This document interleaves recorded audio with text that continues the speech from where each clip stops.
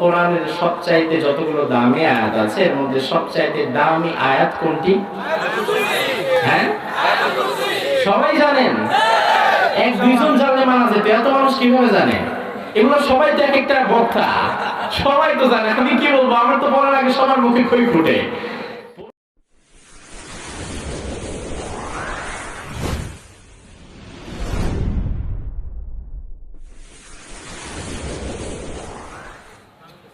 আসসালামু আলাইকুম ওয়া রাহমাতুল্লাহি ওয়া বারাকাতুহু।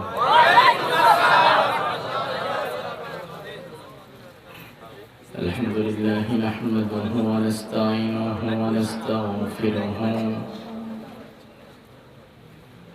ওয়া নু'মিনু বিহি ওয়া নাতাওয়াক্কালু আলাইহি ওয়া নাউযু বিল্লাহি মিন শুরুরি أنفسنا ومن سيئات أعمالنا من يهده الله فلا مضل له ومن يضلل فلن تجد له وليا مرشدا ونشهد أن لا إله إلا الله وحده لا شريك له ونشهد أن سيدنا إمامنا قدوتنا حبيبنا طبيبنا وطبيب الرحيم محمد الذي أرسله بالحق بشيرا ونذيرا وداعيا إلى الله بإذنه وسراجا منيرا فقد قال الله تعالى في كلامه المجيد وفرقانه الحميد أعوذ بالله من الشيطان الرجيم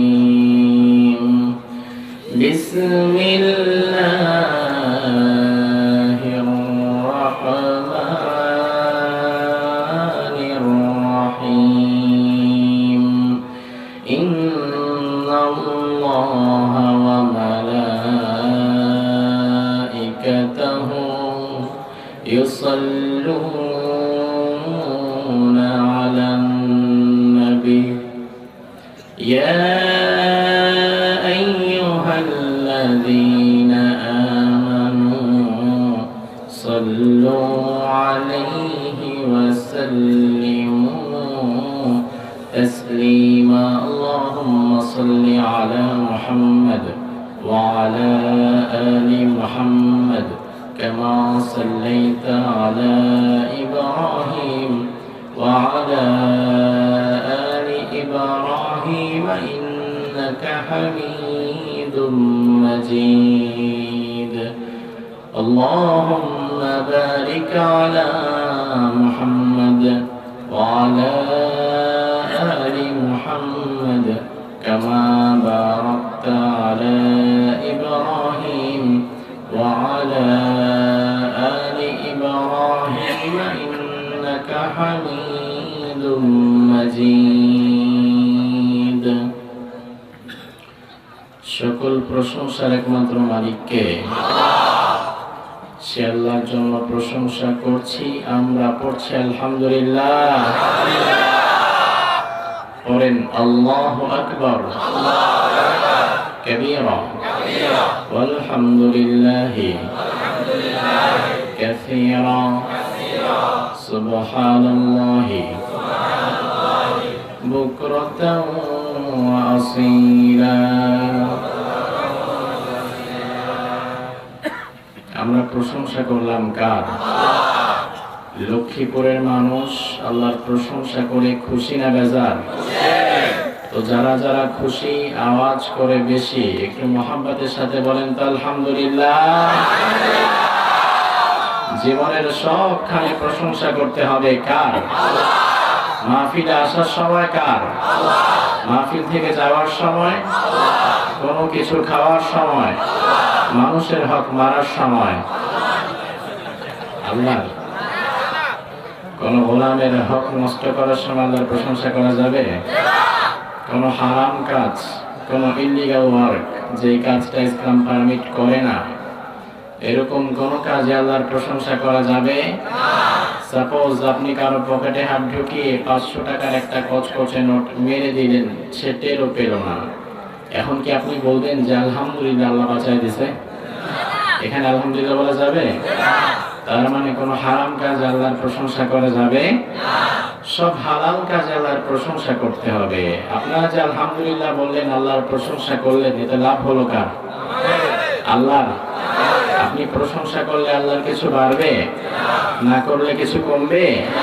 তবে দুনিয়াতে আমি যার প্রশংসা করব, লাভটা তার। আমি যদি আমার সভাপতি সাহেবের প্রশংসা করি, সভাপতি সাহেবের লাভ। আমি যদি এই ইউনিয়নের চেয়ারম্যান সাহেবের প্রশংসা করি, চেয়ারম্যান সাহেবের লাভ। আমি যদি প্রাইম মিনিস্টার শেখ হাসিনার প্রশংসা করি, তার লাভ, তার ভোট বাড়বে, জনপ্রিয়তা বাড়বে। আল্লাহ বলে, গোলাম, দুনিয়ার মানুষের সাথে এখানেই আমার পার্থক্য হয়ে যায়। দুনিয়াতে তুমি যার প্রশংসা করবা, লাভটা তার হবে, তোমার না। আর এই জবান কাজে লাগিয়ে তুমি যখন আমার প্রশংসা করবা, দুনিয়া আখিরাতের 16 আনা লাভ আমি আল্লাহ তোকেই দিয়ে দেব। আরো আস্তে কোন সুবহানাল্লাহ। এই যে আমরা সুবহানাল্লাহ বললাম, খুশি হলেন কে? এই জন্য সব সময় জবানে একজনের প্রশংসা থাকতে হবে, তিনি কে? কারণ এই জবান কোন নেতা দেয় নাই, এই জবান তোমার কোন নেত্রী দেয় নাই। তোমার এই কণ্ঠ, এই কথা বলার শক্তি আর এই জবানটা দান করেছেন কে? এই জন্য আজকের মাহফিলে আসতে পেরে আমরা খুশি না বেজার? খুশি না? কে কে একটু হাত তোলেন তো। একজন, দুইজন, ওই যে তিনজন, এদেরকে চিনে রাখেন। আবেগ। আপনারা আলহামদুলিল্লাহ সবাই খুশি? খুশি না? তবে এক শ্রেণীর লোক কিন্তু আসলেই খুশি না। আপনারা যারা হাত তুলছেন আপনারা না, এক শ্রেণীর কিছু মানুষ, তাদের আসলে তাফসীর মাহফিলে অ্যালার্জি হয়। তবে আপনারা যারা হাত তুলে ফেলেছেন, ভুলে আপনাদের চিন্তার কারণ নাই। কারণ এমন এক আল্লাহ আমরা পেয়েছি, যিনি আমাদের বাহিরের সেটআপ, গেটআপ, ড্রেস আপ দেখেন না, যিনি দেখেন এমন জায়গা যেটা দুনিয়ার কেউ দেখে না। সুবহানাল্লাহ বলবেন না? আল্লাহর হাবিব বলেন, ইন্নাল্লাহা লা ইয়ানজুরু ইলা সুওয়ারিকুম ওয়ালা আজসামিকুম ওয়ালাকিন ইয়ানজুরু ইলা কুলুবিকুম ওয়া আমালিকুম ওয়া নিয়াতিকুম। আল্লাহ রাব্বুল আলামিন তোমাদের বাহির দেখে না, তোমাদের সেটআপ, গেটআপ, ড্রেসআপ, এগুলো আল্লাহ দেখে না। আল্লাহ দেখেন তোমাদের হৃদয়, আল্লাহ দেখে তোমাদের অন্তর, যেটা দুনিয়ার কেউ দেখে না। এই জন্য দুনিয়ার কেউ যেটা দেখে না, সেটা দেখেন কে? দুনিয়ার কেউ যেটা দিতে পারে না, সেটা দিতে পারেন কে? এই জন্য সব সময় প্রশংসা করবেন কার? আল্লাহ কবুল করুক, বলেন আমিন। রাধাপুর মিত্রের বাজার, এই কথা বলো না তোমরা, বাইতুল নূর কেন্দ্রীয় জামে মসজিদের উদ্যোগে তাফসীরুল কোরআন মাহফিল। অনেক মানুষের এই তাফসীরুল কোরআন মাহফিল শুনলে একটু গা জ্বলে। ইসলামী জলসা শুনলে খুব একটা রিয়্যাক্ট করে না, নরমাল ওয়াজ মাহফিল শুনলেও খুব একটা রিয়্যাক্ট করে না, হালকা জিকির শুনলেও খুব একটা ক্ষতি নাই। কিন্তু তাফসীরুল কোরআন মাহফিল শুনলেই যেন কেমনটা লাগে ভেতরে। কিন্তু তাফসীর মাহফিলকে তোমরা যতই ভয় পাও না কেন, এই জমিন থেকে কোনোদিন তোমরা তাফসীর মাহফিল বন্ধ করতে পারবে না। বরং তাফসীর যারা বন্ধ করতে চাইবে, আল্লাহ তাআলা তাদের 14 গোষ্ঠী বন্ধ করে দেবে, ঠিক না? তাফসীরের বিরুদ্ধে যেও না, কোরআনের পক্ষে থাকো, তাহলে সফলতা দান করবেন কে? প্রধান অতিথি হিসাবে ছিলেন জনাব হেদায়েত হোসেন সাহেব, সভাপতি বাংলাদেশ সরকারি কর্মচারী কল্যাণ ফেডারেশন কেন্দ্রীয় নির্বাহী কমিটি। আপনারা আমাকে প্রধান মুফাসসির রেখেছেন, আমার আগে কথা বলেছেন মাওলানা মাহবুবুর রহমান সাহেব, খতিব মান্দারি বাজার বড় জামে মসজিদ। আরো কথা বলেছেন আমার প্রিয় বন্ধুবর মাওলানা নজরুল ইসলাম আশরাফি সাহেব, খতিব বাইতুল নূর কেন্দ্রীয় জামে মসজিদ, অর্থাৎ আপনাদের উত্তর মসজিদের খতিব। আল্লাহ সুবহানাহু ওয়া তাআলা যারা এই কথা বলেছেন প্রত্যেকের কথাগুলোকে আমাদের আমল করার তৌফিক দান করুন, বলেন আমিন। আসলে আপনাদেরকে আজকে একটা থিওরি শিখিয়ে দেই। জীবনে যতগুলো তাফসীর প্রোগ্রামে আপনি আপনার এই হায়াতে যাবেন, প্রত্যেকটি তাফসীর প্রোগ্রামে একটা মেন্টালিটি মাথায় নিয়ে যাবেন। কে প্রধান, কে বিশেষ, কে উপপ্রধান, কার কণ্ঠ সুন্দর, কে দেখতে কেমন, এগুলো না দেখে আপনারা শুধু দেখবেন যে এই চেয়ারটায় যিনি বসে তিনি কি কোরআন এবং সুন্নাহ থেকে কথা বলে কিনা। সে যেই হোক না কেন, এই চেয়ারে বসে যদি কোনো থার্ড ক্লাস মানুষও কোরআন সুন্নাহ থেকে কথা বলে, তার কথাগুলো আমাদের আমল করার দরকার আছে না নাই? আর কোরআন সুন্নাহর বাহিরে গিয়ে যদি প্রধান অতিথি অথবা প্রধান বক্তার বাবাও কথা বলে, সেই কথাগুলো আমরা মানব না। কারণ আমাদের মূল টার্গেট হচ্ছে কোরআন এবং সুন্নাহ, অন্য কোনো বানোয়াট কিচ্ছা কাহিনী আমাদের মূল টার্গেট না, ঠিক কি না? বিশেষ আকর্ষণ হিসেবে ছিলেন কারি মোহাম্মদ তাওসিফ ইসলাম, ছাত্র Everose international Islamic English medium school. খুব চমৎকার কণ্ঠ আল্লাহ সুবহানাহু ওয়া তাআলা তাকে দিয়েছেন। তবে তার তাওসিফকে এখানে শিশু বলা হয়েছে, আমি শিশু বলার বিরোধী। তাওসিফ কিন্তু এখন আর শিশু নাই, তাওসিফ কিন্তু এখন বড় হয়ে গেছে, কিশোর হয়ে গেছে। তো আপনাদের এই অঞ্চলের গর্ব তাওসিফ ইসলাম, আল্লাহ সুবহানাহু ওয়া তাআলা আপনাদের এই প্রতিভাটাকে গোটা বিশ্বময় কবুল করে নিন, বলেন আমিন। সভাপতি হিসেবে আছেন জনাব আনোয়ারুল হক বাবু সাহেব, সভাপতি বাইতুল নূর কেন্দ্রীয় জামে মসজিদ, রাধাপুর, লক্ষ্মীপুর। নিবেদক জনাব গোলাম মাওলা, সভাপতি মাহফিল ইন্তেজামিয়া কমিটি। আল্লাহ সুবহানাহু ওয়া তাআলা আমার সভাপতি সাহেবের হায়াত দারাজ করুন, বলেন আমিন। এত আস্তে বলেন কেন আমিন? আরে আল্লাহর হাবিব বলেছেন আপনি যখন আপনার কোনো ভাইয়ের জন্য দোয়া করবেন, এই দোয়াটা এট ফার্স্ট আল্লাহ তাআলা আপনার জন্য কবুল করবে, তারপরে তার জন্য কবুল করবে। এবার বলেন আমিন। এবার আওয়াজ করতে পারছে, দেখছেন? এবার পাবলিক বুঝছে যে এবার আমিন বললে তো আমারও কিছু লাভ আছে, সভাপতির একার লাভ না। তো এই মাহফিলটির সঙ্গে প্রত্যক্ষ এবং পরোক্ষভাবে যারাই জড়িত, আল্লাহ সুবহানাহু ওয়া তাআলা আমাদের সকলকে কবুল করুক, বলেন আমিন। যেহেতু সময় অনেক পার হয়ে গিয়েছে, এত লং টাইম মাহফিলের বিরোধী আমি। এত বেশি এত লং টাইম পর্যন্ত মাহফিল নরমালি আমি করি না এবং আমি পছন্দ করি না। কারণ একটা শর্ট টাইমে মাহফিলগুলো শেষ করা গেলে মানুষজন গিয়ে ঘুমিয়ে নতুন আরেকটি দিন খুব স্বাচ্ছন্দ্যে শুরু করা যায়। বাট খুব লং টাইম কথা বললে এবং লং টাইম মাহফিল নিলে এগুলো মানুষের জন্য কষ্টকর হয়ে যায়। আজকে যেহেতু অনেকটা সময় পার হয়ে গিয়েছে, কোনো ভূমিকা না দিয়ে আমরা সরাসরি একটি কিতাব থেকে কথা বলবো। লক্ষ্মীপুরবাসীর একটু জবাব দিতে হবে সেই কিতাবটির নাম। যারা বললেন না তাদের তো কিতাবটা ভালো লাগে না। কিতাবটির নাম কোরআনুল কারীমের সবগুলো কথা তো আমাদের মানার দরকার নাই, অর্ধেক মানলে হবে। 15 পারা মানলাম, 29 পারা মানলাম, সূরা নাসটা শুধু বাদ দিলাম, সবটাই মানতে হবে। এই কোরআনের কিছু যারা মানবে আর কিছু যারা মানবে না তারা হচ্ছে মুনাফিক। তারা কি? এই মুনাফিক শ্রেণীর লোক তো আলহামদুলিল্লাহ আমাদের বাংলাদেশে নাই। বাংলাদেশে থাকলে থাকুক লক্ষ্মীপুরে নাই, লক্ষ্মীপুরে থাকলে থাকুক রাধাপুরে নাই, সব জায়গায় আছে। এই মুনাফিকের মেন্টালিটি থেকে আপনাকে বেরিয়ে আসতে হবে। কারণ কোরআনুল কারীমের first to last A to Z সবটা মানার দরকার আছে না নাই? আজকে আমরা কথা বলবো কোরআনুল কারীমের সূরাতুল বাকারা থেকে। কোন সূরা? সূরাতুল, সবচাইতে ছোট সূরা। হ্যাঁ, এটাও জানেন? মাশাআল্লাহ। এইজন্য আমি উত্তরবঙ্গের দিকে মাহফিল নেই না। উত্তরবঙ্গের লোকেরা কেউ অনেক বড় মাহফিল হয়, কিন্তু কেউ ঘুমায়, কেউ ঝিমায়, কেউ যদি বলে কোরআনুল কারীমের সূরা আছে কয়টা, কয় 104টা, একজন করায় না 114টা, একজন কয় না 115টা মনে হয় হবে। তো এরকম তারা এক্স্যাক্টলি আনসার দিতে পারে না। কিন্তু আলহামদুলিল্লাহ লক্ষ্মীপুরবাসী এই দেশে আলেম ওলামার ডিপো। আমি আমার স্টাডি লাইফে যত ওলামা হযরত পেয়েছি, যত শিক্ষক পেয়েছি, এর মধ্যে বেশিরভাগ পেয়েছি নোয়াখালী এবং লক্ষ্মীপুরের। তার মাঝে আপনাদের এই লক্ষ্মীপুর এবং নোয়াখালীর মধ্যে বড় বড় আলেম আছে না নাই? যেমন ডক্টর মোহাম্মদ কাজী ইব্রাহিম, কোথাকার মানুষ? হ্যাঁ, পাশের গ্রাম। আচ্ছা, শায়েখ আহমদুল্লাহ, কোথাকার মানুষ? পাশের গ্রাম। আল্লামা তারিক মুনাওয়ার, কোথাকার মানুষ? আজকের এই মাহফিলে হয়তো জিনার থাকার কথা ছিল, বিভিন্ন কারণ তিনি আসতে পারে নাই। তো আল্লাহ সুবহানাহু ওয়া তাআলা আল্লামা তারিক মুনাওয়ার সাহেবের মতো করে আরো যারা আছে কোরআনুল কারীমের ময়দানে কথা বলছে সকলকে কবুল করুক, বলেন আমিন। তারিক মুনাওয়ার হাফিজাহুল্লাহ, ডক্টর কাজী ইব্রাহিম, শায়েখ আহমদুল্লাহ, তারা হচ্ছে জাতির গৌরব। এরকম হাজার হাজারের মধ্য দিয়ে এক একটা তারিক মুনাওয়ার খুঁজে পাওয়া যাবে না। তারা অন্য কোনো কথা বলে না, তারা কথা বলে একটা কোরআন থেকে, একটা কিতাব থেকে, ঠিক কি না? আমরা এই কিতাব থেকে জন্যই কথা বলবো, কারণ আমাদের ব্যক্তিগত ওয়াজ কিচ্ছু নাই। ওয়াজটা যা সেটা তো আগেই আল্লাহ করে দিয়েছেন, আমরা তার ধারাভাষ্যকার হিসেবে শুধু বর্ণনা করে দিয়ে যাব। এই জন্য আপনার রাগ হলে চলবে না, মন খারাপ করলে চলবে না, কারণ বিশ্বাস করতে হবে কোরআনটা কার কথা? কার কথা?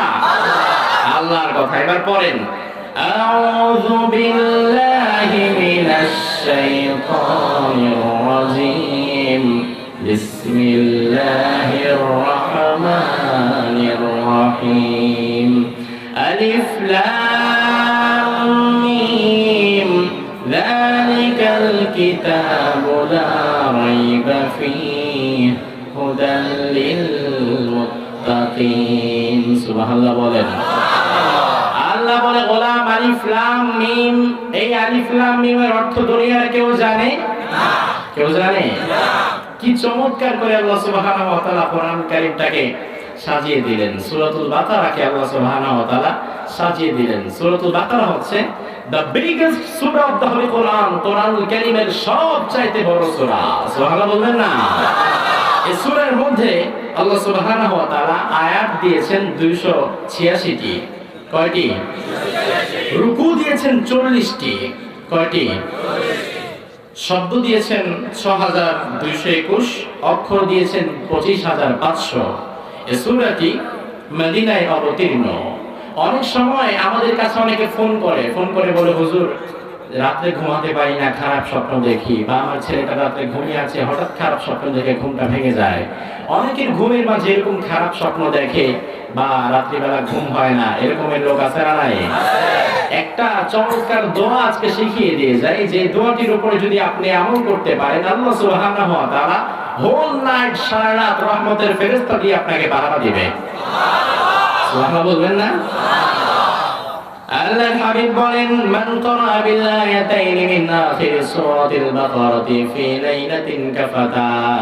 এই সূরা বাকারার শেষে রব্বুল আলামিন এমন দুটো আয়াত দিয়েছেন, এই দুটো আয়াত কেউ যদি ঘুমের আগে পাঠ করতে পারে, রব্বুল আলামিন রহমতের ফেরেশতা দিয়ে সারা রাত তাকে পাহারা দিয়ে রাখে। আল্লাহর হাবিব সাল্লাল্লাহু আলাইহি ওয়াসাল্লামের সামনে একদিন জিবরিল আমিন বসেছিলেন। আল্লাহর হাবিব বসা, সামনে জিবরাইল বসা। ইন দ্য মিন টাইম উপর থেকে দরজা খোলার মতো ফট করে একটা আওয়াজ হলো। জিবরিল বলেন, ইয়া রাসূলুল্লাহ, একটা যে আওয়াজ হলো, আপনি আওয়াজটা শুনেছেন নাকি? আল্লাহর হাবিব বললেন, হ্যাঁ শুনেছি। জিবরাইল বলেন, ইয়া রাসূলুল্লাহ, এই আওয়াজটা হচ্ছে আসমানের মধ্যে অনেকগুলো দরজা রয়েছে, একটা দরজা আজকে মাত্র খুলেছে। এই দরজাটা বানানোর পরে আজকে এর আগে আর কখনো খুলে নাই, আজকে প্রথমবারের মতোই খুলেছে, আবার কিয়ামতের আগ পর্যন্ত আর কখনো খোলা হবে না। এই দরজা দিয়ে আজকে একজন ফেরেশতা জমিনে নেমেছে, যে ফেরেশতা এই পৃথিবী সৃষ্টি হওয়ার পরে জীবনে আর কোনোদিন জমিনে আসে নাই, এবং আজকে যে এসেছে, আজকের পরে আর কোনোদিন সে জমিনে আসবে না। দরজা প্রথম খোলা হয়েছে, ফেরেশতাও প্রথম এসেছে। এই কথা বলতে বলতে আল্লাহর হাবিবকে কথাগুলো জিবরিল আমিন বলছেন সামনে থেকে। সাজেন্টে আল্লাহর হাবিব দেখলেন যে বিশ্বনবীর পাশে ওই যে উপর থেকে যে ফেরেশতাটা নেমেছে, ওই ফেরেশতা এসে বিশ্বনবীর পাশে বসে পড়েছে। বসে আল্লাহর হাবিবকে সালাম দিলেন, আসসালামু আলাইকা ইয়া রাসূলুল্লাহ। কি দিলেন? কি দিলেন? সালাম। আমরা যখন একে অপরের সঙ্গে দেখা হই, আমরা কি দেই? আমরা সালাম দেই না? নাকি সালাম দিতে ভয় পান? কয়েক মাস আগে এক পাঠা ঢাকা শহরে বলেছিল যে সালাম নাকি যারা দেয়, এই সালামের মধ্যে নাকি একটা জঙ্গিবাদের গন্ধ পাওয়া যায়। আপনারা শুনেন নাই? আচ্ছা, এটা শোনার পরে তো বোধহয় লক্ষ্মীপুরের মানুষ ভয়ে সালাম দিয়ে ছাড়িয়ে দিছে।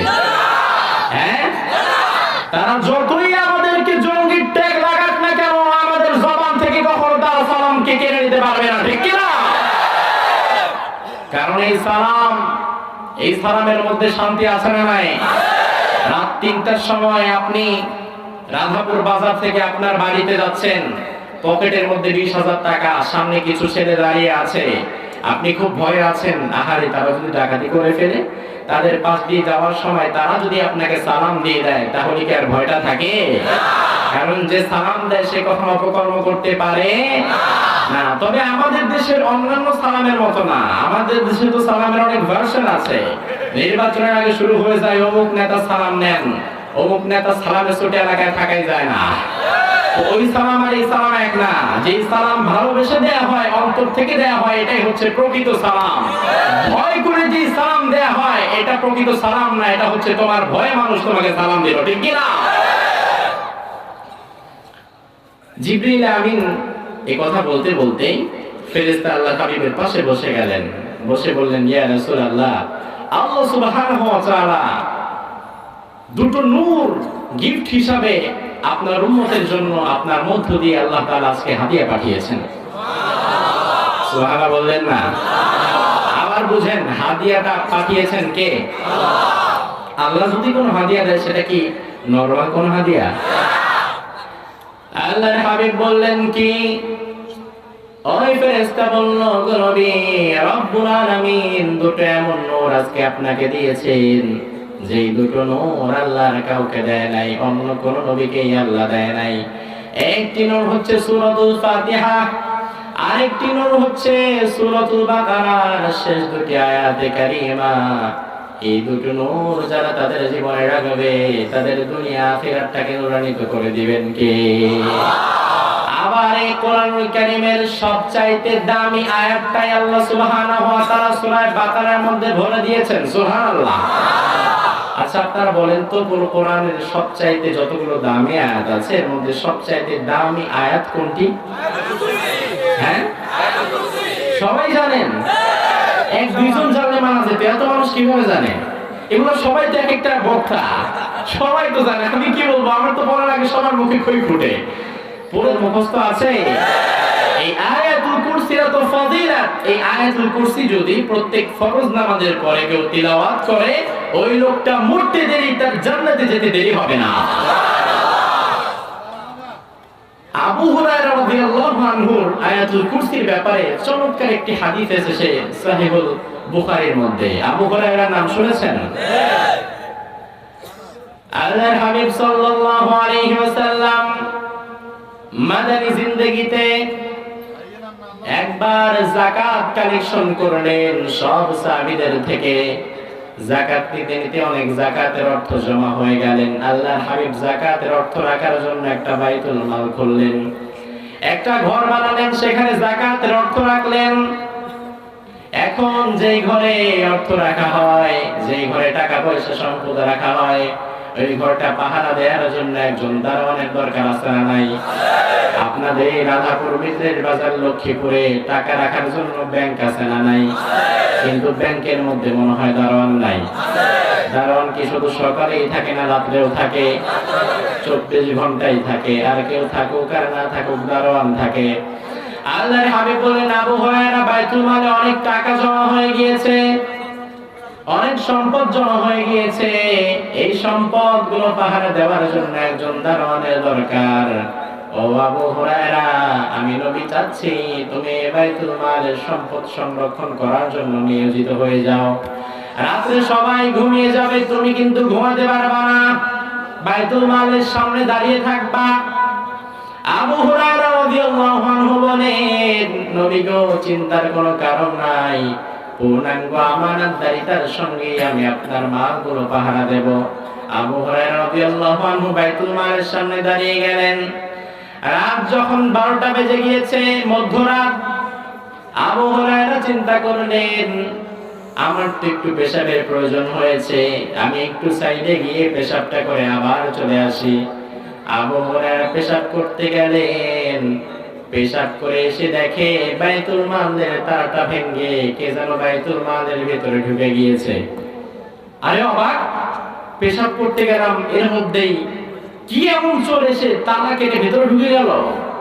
আবু হুরায়রা দেখেন ভেতরে এক লোক বসে বসে বিরাট বস্তার মধ্যে মাল সাবান সব বোঝাই করে করে ভরতেছে। আবু হুরায়রা গিয়ে তার হাতে ধরে ফেললেন, এই বেটা চোর, আমি একটু প্রাকৃতিক প্রয়োজন সারার জন্য বাসায় গেলাম, তুমি মিয়া মামুর বেটা আইসা এত বড় বস্তা একটা নিয়ে মাল সাবান সব ভরতেছো, আজকে তোমার আমি আটক করলাম, সকালবেলা রাসূলের দরবারে তোকে আমি নিয়ে যাব। আর চুরি করার জায়গা পেলি না, বাইতুল মালে চুরি করতে হলো। চোর বলল, আবু হুরায়রা আমারে ছেড়ে দাও। ও আবু হুরায়রা, তোমার দুটো পায়ে পড়ে আমারে ছেড়ে দাও না। খুব মায়া ভাবে, খুব ইনোসেন্টলি কথাগুলো বললো। আমি আর কোনোদিন চুরি করবো না। আসলে কি করবো বলো, বাসায় আমার পরিবার প্রয়োজন, সবাই না খেয়ে আছে, আমার স্ত্রী সন্তান না খেয়ে ক্ষুধার যন্ত্রণায় কান্না করছে। আবু হুরায়রা, তাদের মুখে হাসি ফোটাবার জন্য আমি চুরি করতে এসেছি। আবু হুরায়রা, তুমি যদি আমাকে রাসূলের দরবারে নিয়ে যাও, এই পরিমাণ সম্পদ আমি চুরি করে ফেলেছি, যে পরিমাণ সম্পদ চুরি করলে আমার হাত কাটা যাবে। আমি কিন্তু অল্প চুরি করিনি। চোরে আমার ইসলামিক জ্ঞান রাখে যে কতটুকু চুরি করলে হাত কাটা যাবে, এটা আবার চোর জানে। চোর বলে, আবু হুরায়রা, যেটুকু চুরি করলে হাত কাটা যায় আমার চুরির পরিমাণ কিন্তু অতটুকু হয়ে গিয়েছে। তুমি যদি আমাকে ছেড়ে দাও তাহলে আমি বেঁচে যাব। তোমার এই কথা দিতেছি, আর কোনোদিন আমি চুরি করব না। অথচ এই চুরি যারা করে এরা পাবলিকের পিটানি খাওয়ার পরে যতই কথা দেয় না কেন, পরের দিন গায়ে তেল তুল মাইরা আবার বের হয়ে যায়। আছে না নাই? এরকমের ছোট্ট বোধহয় আপনাদের দিকে নাই?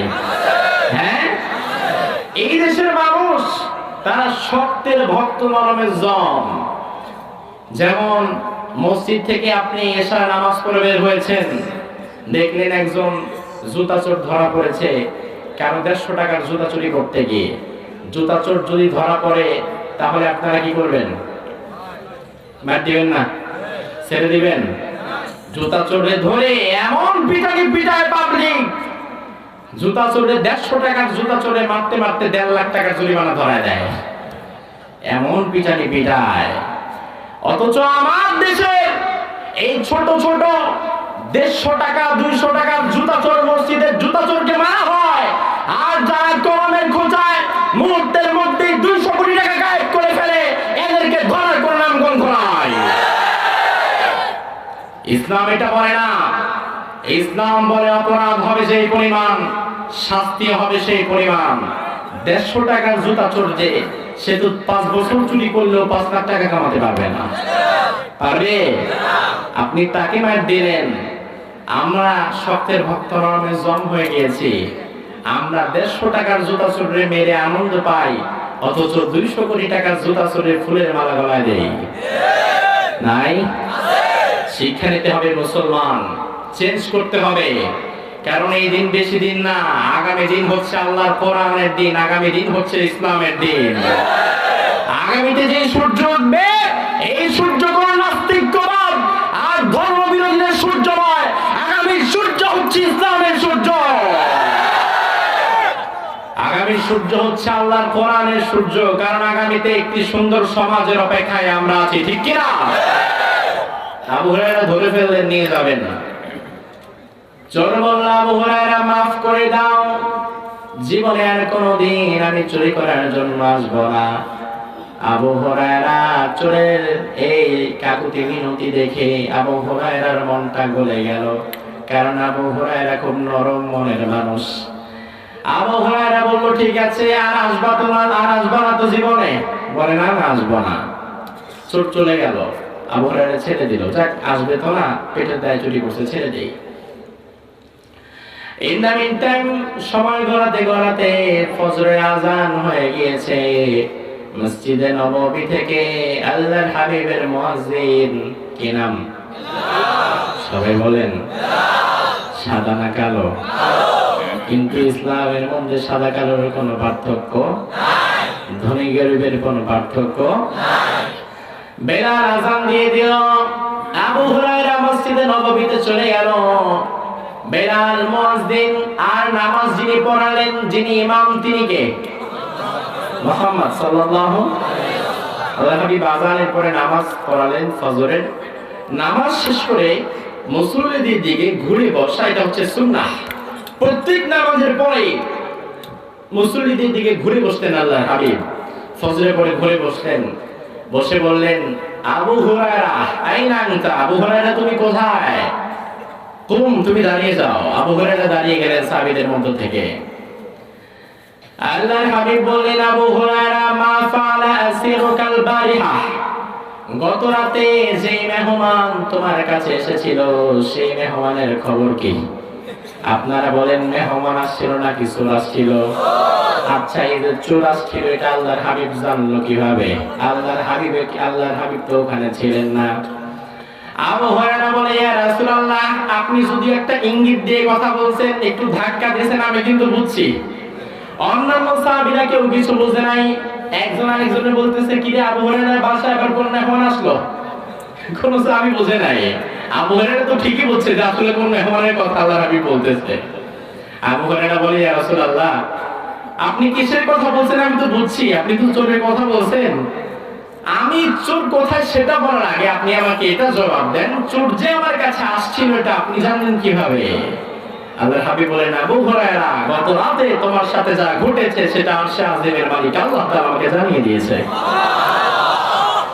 আল্লাহর হাবিব বললেন, ও আবু হুরায়রা।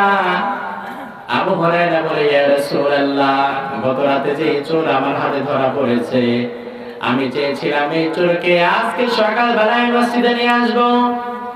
এই চোর বড় কাকুতি মিনতি করে আমার কাছে মাফ চেয়ে গিয়েছে। এই চোর আমার কাছে ওয়াদা করেছে জীবনে আর কোনোদিন এই চোর এই তল্লাটে আসবে না, জীবনে আর কোনোদিন চুরি করবে না। আল্লাহর হাবিব বলেন, তাই নাকি? ও আবু হুরায়রা, তোমারে আমি একটা হট নিউজ দিয়ে দেই, একটা গরম খবর দিয়ে দেই। যে চোর গত রাত্রে তোমাকে ফাঁকি দিয়ে তোমাকে বোকা বানিয়ে বাইতুল মাল থেকে চুরি করে নিয়েছে, এই চোর তোমাকে মিথ্যা বলেছে, সেই চোর আজকে রাত্রে আবার তোমার কাছে চুরি করতে আসবে। আবু হুরায়রা বলে, ইয়া রাসূলুল্লাহ, আপনার কথা যদি সত্যি হয়, এই চোর যদি আজকে রাত্রে আসে, তাহলে আজকে ওর একদিন তো আমার একদিন, আজকে আর কোনো কথা নাই, ঘাটটার মধ্যে ধইরা ডাইরেক্ট আপনার দরবারে নিয়ে আসবো। আল্লাহর হাবিব বলেন, ঠিক আছে যাও, দেখি খেলা কোন দিকে যায়। চলে গেলেন। দ্বিতীয় রাতে আবু হুরায়রা অ্যালার্ট, আল্লাহর হাবিব বলছে আজকে আসবে। আবার মাঝে মাঝে মনে ভাবে, না রে, চোর তো আমাকে বলছে যে আর জীবনে চুরি করবে না, হয়তো আসবে না। রাত 12টা 1টা 2টা বেজে যায়, মাশাআল্লাহ চোরের কোনো খবর নাই। এবার আবু হুরায়রা একটু ঝিমুনি চলে এসেছে, অনেক রাত তো চেয়ারে বসে বসে একটু ঝিমুচ্ছিল। এই ঝিমাতে ঝিমাতে চোর বেচারা এসা তালা কাটা সারা, ভিতরে ঢুকাও সারা।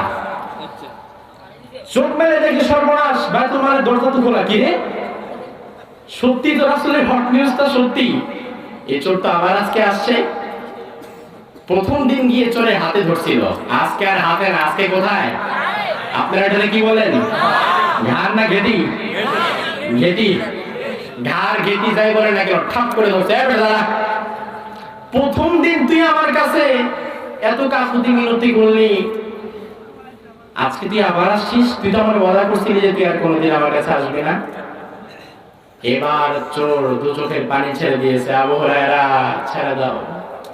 প্রথম দিন আমি চুরি করে যে খাবারগুলো নিয়ে গিয়েছিলাম, এই খাবারগুলো আমার পরিবারের জন্য যথেষ্ট না। আজকে সারাদিন আমি কাজ করেছি, কাজ পাই নাই। আমার বৃদ্ধ মা ঘরের মধ্যে শুয়ে শুয়ে কাতরাচ্ছে ক্ষুধার যন্ত্রণায়, আমার স্ত্রী সন্তান ক্ষুধার যন্ত্রণায় কাতরাচ্ছে। আবু হুরায়রা মনে মনে কয়, রাক্ষস নাকি, এক বস্তা খাবার একদিনে শেষ। চোর খুব কান্নাকাটি। প্রথম দিন শুধু কাকুতি মিনতি করেছিল, কোনো কান্নাকাটির সিন ছিল না। এখন দ্বিতীয় দিন ইমোশনের ডোজটা বাড়ায় দিছে, এত কান্নাকাটি। আবু হুরায়রা মনটা গলে গিয়েছে, বলে, আবু হুরায়রা, আজকে যদি ছেড়ে দাও, আমি আর জিন্দেগিতে না খেয়ে থাকলো এই তোমার কাছে চুরি করতে আসবো না, তুমি প্লিজ আমার ছেড়ে দাও। রাসূলের দরবারে নিয়ে তো হাতটা কেটে দেওয়া হবে আমাকে, প্লিজ আমাকে ছেড়ে দাও। আবু হুরায়রা চিন্তা করলেন, এত করে বলতেছে, কান্নাকাটি করতেছে, যাক একটা সুযোগ দেই, ঠিক আছে চলে যা, আর কোনোদিন কিন্তু আসবে না। বলে, না না, মাথা খারাপ নাকি, আর কোনোদিন আসছি তোমার কাছে। যাই হোক, বস্তা ভরে জ্বালানি আর সব নিয়ে চলে গেছে। এখন আপনারা ভাবতেছেন যে আবু হুরায়রার মতো সহজ সরল দারোয়ান ইসলামী ব্যাংকের হইলে তো হইতই, এক রাত্রে পুরো ব্যাংক খালি। আবু হুরায়রা রাদিয়াল্লাহু আনহু মসজিদে নববীতে চলে গেলেন ফজরের সময়। আল্লাহর হাবিব নামাজ শেষ করে আবার ঘরে বসলেন। আবার বললেন, আবু হুরায়রা আইনান্তা, আবু হুরায়রা তুমি কোথায়? আবু হুরায়রা দাঁড়িয়ে গেলেন। আল্লাহর হাবিব বললেন, ও আবু হুরায়রা, মা ফালা সিরুকাল বারিহা, গত রাত্রের ওই সম্মানিত মেহমানের খবর কি? আপনারা বলেন মেহমান আসছিল নাকি চোর আসছিল? চোর কি কোনো মেহমান? আবু হুরায়রা বলে, ইয়া রাসূলুল্লাহ, আমি তো লজ্জিত হয়ে গেলাম, আজকের কাহিনীও আপনি জেনে ফেলেছেন। আল্লাহর হাবিব বলে, আরে বেটা, হট নিউজটা তো আমি তোমাকে দিলাম, চোর যে আসবে এটা তো আগাম বার্তা আমি তোমাকে জানাই দিলাম। আবু হুরায়রা বলে, ইয়া রাসূলুল্লাহ, এই চোরটা কান্নাকাটি করে আমাকে খুব দুর্বল করে ফেলেছে, তবে আমার কথা দিয়েছে জীবনে কোনোদিন সে আর চুরি করবে না, সে টোটালি ভালো হয়ে যাবে। এবং আপনি বিশ্বাস করেন, সে পরিপূর্ণ ভালো হয়ে গিয়েছে, তার চোখের পানি দেখে আমি বুঝে গিয়েছি। আল্লাহর হাবিব বলেন, তাই নাকি? ও আবু হুরায়রা, তোমার আজকে আরেকটা হট নিউজ দেই। আবু হুরায়রা মনে মনে কয়, আগের দিনের হট নিউজ চলে গেছে, আজকে আবার কি দিবে? আল্লাহর হাবিব বলে, আবু হুরায়রা রে, গত 2 দিন যে চোর তোমাকে ফাঁকি দিয়ে বাইতুল মালে চুরি করেছে, এই চোর আজকে 3য় দিন আজকে আবার তোমার কাছে চুরি করার জন্য আসবে। আবু হুরায়রা বলে, ইয়া রাসূলুল্লাহ, আজকে শুধু আসতে দেন, যদি আজকে আসে তাহলে চোরের একদিন কি আমার একদিন? আল্লাহর হাবিব কয়, না রে বেটা, চোরের 3 দিন তোর একদিন। চোরের কয়দিন আসছে চোর? আবু হুরায়রা বলে, ইয়া রাসূলুল্লাহ, যেভাবেই হোক এই চোরকে আজকে আমি ধরবো, ধরে আমি তো কিছুক্ষণ থাকলাম, এরপর আপনার কাছে নিয়ে আসবো। আমার কি এত বোকা পেয়ে এত বারবার ধোঁকা দিবি? আজকে কততম রাত? কথা কয় না। আবু হুরায়রা পূর্বের 2 রাতের চাইতে তিনি আরো বেশি আবার, আজকে ঘুমানো যাবে না, পেশাব করানো যাবে না, চুপচাপ বসে আছে চেয়ারের মধ্যে। আজকে রাত্রে আসলে কোনো ছাড়াছাড়ি নাই। রাত 10টা, 11টা, 12টা, 1টা, 2টা, 3টা বেজে গিয়েছে, আজকে আর চোরের খবরটা বল নাই। আবু হুরায়রা চিন্তা করলেন, যাক আলহামদুলিল্লাহ, 3য় দিন, আজকে আর চোর টোর আসবে টাসবে না, রাতের প্রায় শেষ অংশ, আর অল্প কিছু সময় পরেই আযান দেবে। ফজরের আগে আরেকটা সালাতের ওয়াক্ত থাকে। কোন সালাত? হ্যাঁ, আল্লাহ রাব্বুল আলামিন বলেন, মিনাল লাইলি ফাতাহাজ্জাদ বিহি নাফিলাতাল লাক আসা আন ইয়াবআসাকা রাব্বুকা মাকামান মাহমুদা। তাহাজ্জুদের সালাতের ওয়াক্তে আবু হুরায়রা রাদিয়াল্লাহু আনহু দেখেন ফজরের ওয়াক্ত আসার আর বেশি সময় নাই, মাত্র 15 মিনিট। তিনি চিন্তা করেন, ফজর তো হয়ে যাবে, সারা রাত তো বসে কাটিয়ে দিলাম, চোরের তো খবর নাই, চোর যদি আসতো তাহলে সময় মতোই আসতো, এখন তো চোরের সময় পার হয়ে গেছে। আবু হুরায়রা চিন্তা করলেন, যেহেতু আর একটু পরে ফজরের ওয়াক্ত চলে আসবে, রাতটা এভাবে না পার করে 15 মিনিটে আমি একটু তাহাজ্জুদের জন্য দাঁড়িয়ে যাই, তাহাজ্জুদের সালাত আমি পড়ে নেই, কারণ মুমিন যখন তাহাজ্জুদ করবে মুমিনের মর্যাদা বাড়িয়ে দিবেন কে? আবু হুরায়রা এবার তাহাজ্জুদের সালাতের জন্য দাঁড়িয়ে গেলেন। আল্লাহু আকবার। এদিক দিয়ে চোর হাজির, চোর বলে লাব্বাইক। আবু হুরায়রা নিয়ত বানছে, সাথে সাথে চোর রুখে দিয়েছে। আবু হুরায়রা মনে মনে করে, সর্বনাশ করলাম নাকি আমি? এই যে চোরে তখন উঠতে ছিল, আল্লাহু আকবারের সাথে সাথে চোর বলে লাব্বাইক। এই যে আমি উস্তাদ, আমার বুঝতেছিলেন তো এতক্ষণ, এবার আপনি নামাজ পড়েন, আমি আমার হাতের কাজটা ছেড়ে নেই। আবু হুরায়রা খুব দ্রুত অন্যদিন যেভাবে নামাজ পড়ে আজকে রাতে চোর ধরতে হবে, খুব দ্রুত 2 রাকাত নামাজ শেষ করলেন। এই এত দ্রুত পড়ার পর গিয়ে দেখে চোরের বস্তা পড়া শেষ। এত দ্রুত পড়ার পরও এর মধ্যে চোর তালা কেটে বস্তা পরে ফেলেছে। অর্থাৎ সাহাবায়ে কেরামে নামাজ খুব ধীরে সুস্থে নামাজ ছিল। এত দ্রুত পড়ার পরেও যেতে যেতে একজন লোক বস্তা ভরে ফেলতে পারে, আর আমরা মাশাআল্লাহ যে দ্রুত নামাজ পড়ি, মুরগির মতো টক টক করে ঠোকা দেই, আমরা হয়তো ওইখানে থাকলে চোরের তালা কাটা লাগিয়ে আমরা ধরে ফেলতে পারতাম। আবু হুরায়রা নামাজ শেষ করতে করতে বস্তা করে ফেলেছে।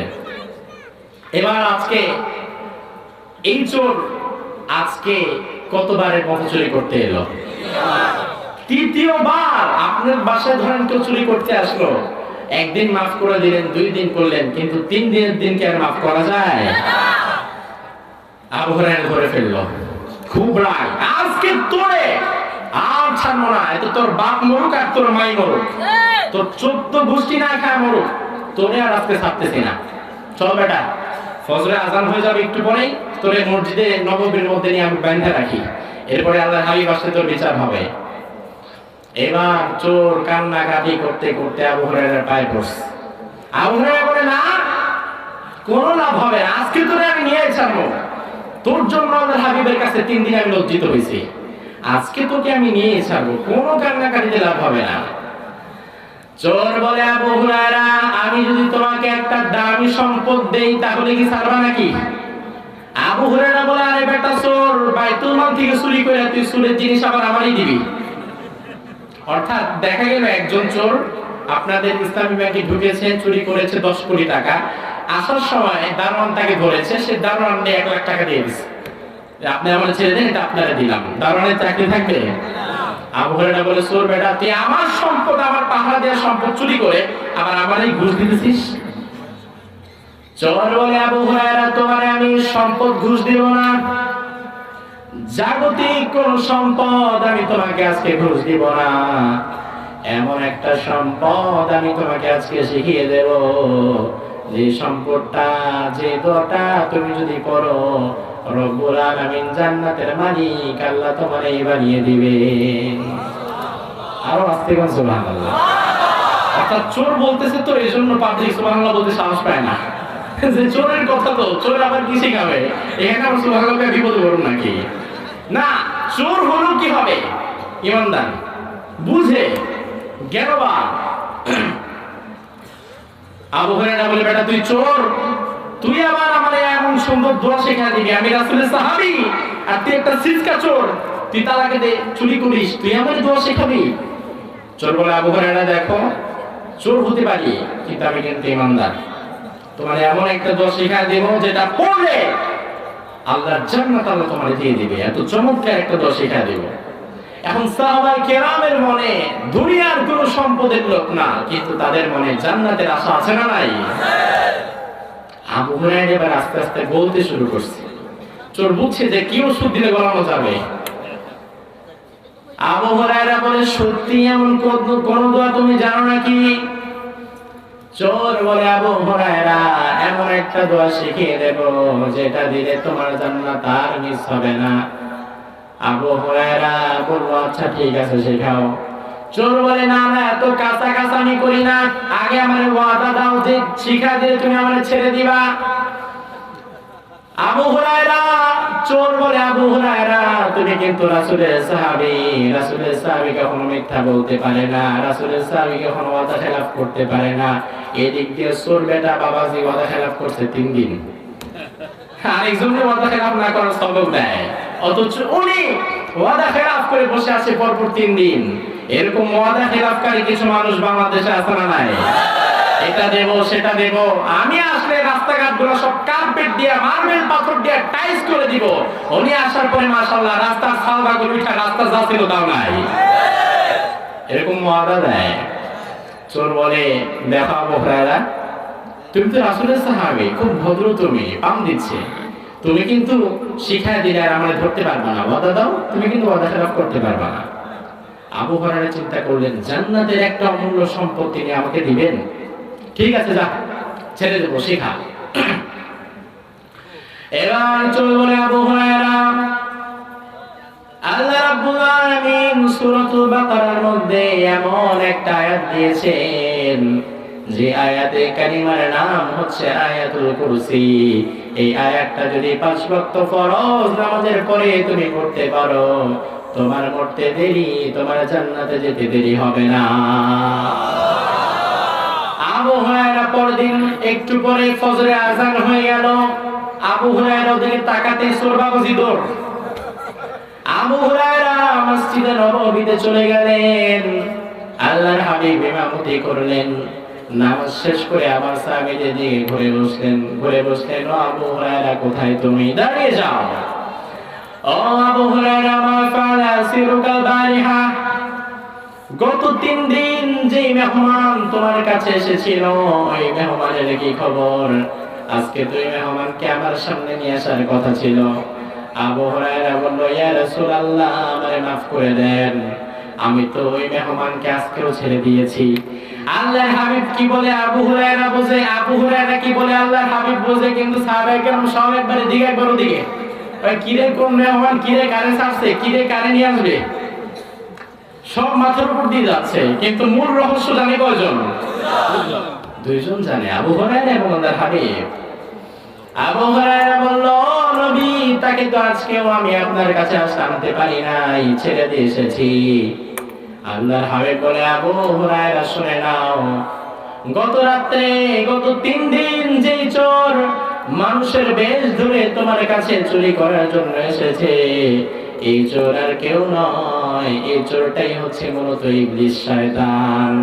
মানুষের বেশ ধরে চুরি করার জন্য সে তোমার 3 রাত ধোঁকা দিয়েছে। আবু হুরায়রা, তবে একটা মজার ব্যাপার হচ্ছে, সে হচ্ছে নিজে শয়তান, ইবলিস শয়তান, সে কোনো মানুষ না। কিন্তু ইবলিস শয়তান হওয়ার পরে ও সে যে আমলটা শিক্ষা দিয়েছে, এই আমলের মধ্যে কোনো ভেজাল ভেজাল মানুষটা ভেজাল, অর্থাৎ পার্সন হিসাবে সে ভেজাল, শয়তান, ইবলিস, কিন্তু সে যে আমলটা শিক্ষা দিয়েছে তোমাকে, আয়াতুল কুরসির আমল, এই আমলের মধ্যে কোনো ভেজাল নাই। তুমি যদি প্রত্যেক ফরজ নামাজের পরে সূরাতুল বাকারা এই আয়াতুল কুরসি পাঠ করতে পারো, তাহলে আল্লাহ তাআলা আল্লাহর জান্নাতের মালিক তোমাকে বানিয়ে দেবে। এজন্য 5 ওয়াক্ত নামাজের পরে আয়াতুল কুরসি পড়ার দরকার আছে না নাই?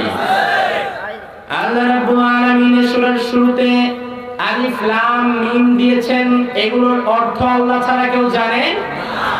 এগুলো হচ্ছে হুরুফে মুকাত্তাআত, that means that no one knows without Allah subhanahu wa ta'ala, that's called হুরুফে মুকাত্তাআত। এগুলোকে বলা হয় হুরুফে মুকাত্তাআত, যেগুলোর অর্থ আল্লাহ ছাড়া কেউ জানে না।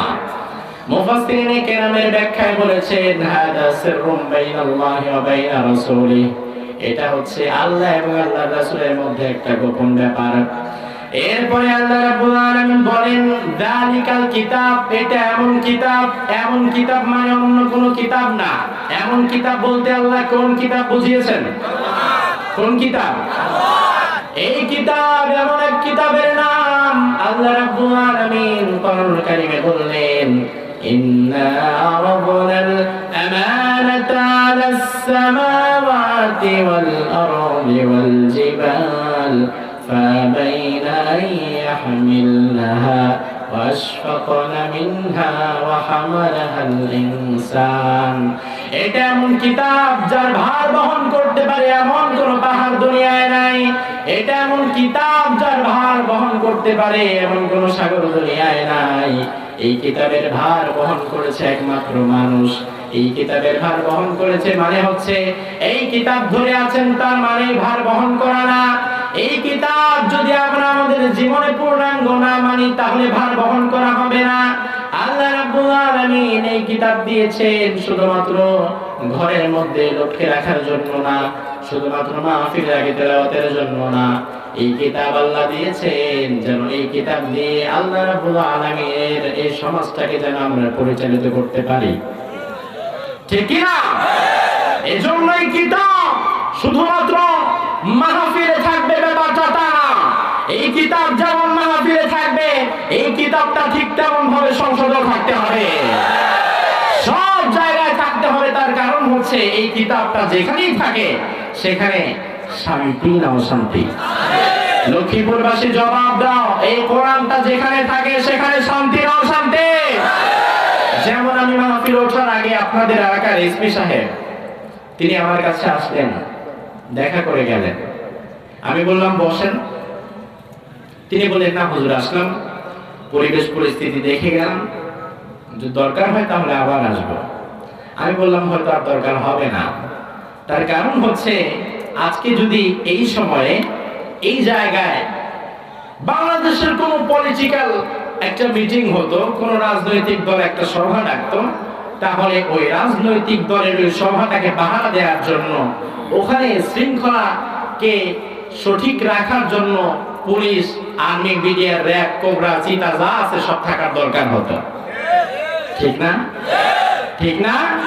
কারণ একই দলের লোক মিটিং এর মধ্যে দুই দল হয়ে মাঝখান দিয়ে চেয়ার নিয়ে বাইরে বাইরে আসে না নাই?